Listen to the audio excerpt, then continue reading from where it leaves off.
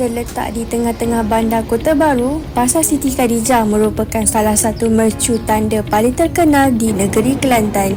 Pasar yang dinamakan Sempadan Siti Khadijah ini melambangkan semangat keusahawanan wanita yang menjadi tulang belakang aktiviti perniagaan di sini.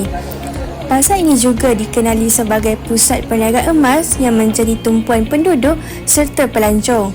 Deretan kedai emas yang terdapat di sekitar pasar menawarkan pelbagai pilihan rekaan perhiasan yang menarik. Pasar ini turut mempunyai zon makanan kering yang menjual pelbagai produk tempatan seperti kerepek, serunding, dodol, rempah ratus dan pelbagai makanan tradisional Kelantan yang sering menjadi pilihan sebagai buah tangan. Terdapat medan selera yang menyediakan pelbagai hidangan tradisional Kelantan seperti nasi kerabu, nasi dagang, laksam dan pelbagai lagi. Suasana yang meriah serta aroma makanan yang menyelerakan menjadikan kawasan ini antara lokasi pilihan pengunjung untuk menikmati cita rasa asli Kelantan.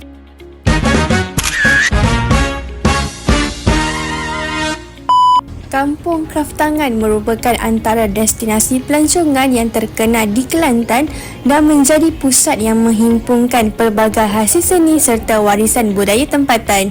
Di sini, pengunjung bukan sahaja dapat melihat keindahan kraftangan tradisional, malah berpeluang merasai sendiri pengalaman mencanting batik, salah satu warisan yang menjadi kebanggaan negeri Kelantan.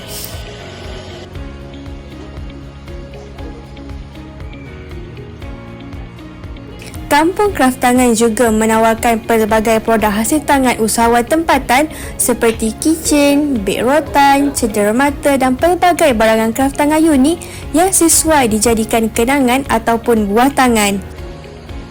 Selain itu, terdapat juga Muzium Kraftangan yang membolehkan pengunjung mengenali dengan lebih dekat sejarah, perkembangan dan keunikan seni kraftangan tradisional yang menjadi sebahagian daripada identiti budaya negeri ini.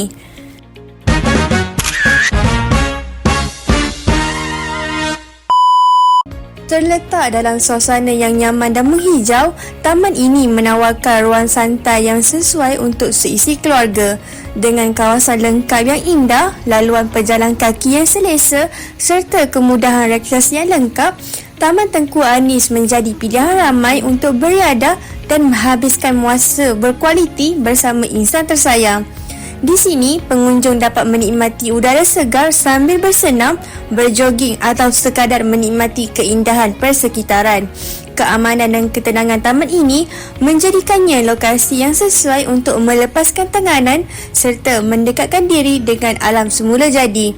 Taman Tengku Anis bukan sekadar sebuah taman rekreasi, malah merupakan simbol keharmonian komuniti dan gaya hidup sihat yang terus dipupuk dalam kalangan masyarakat.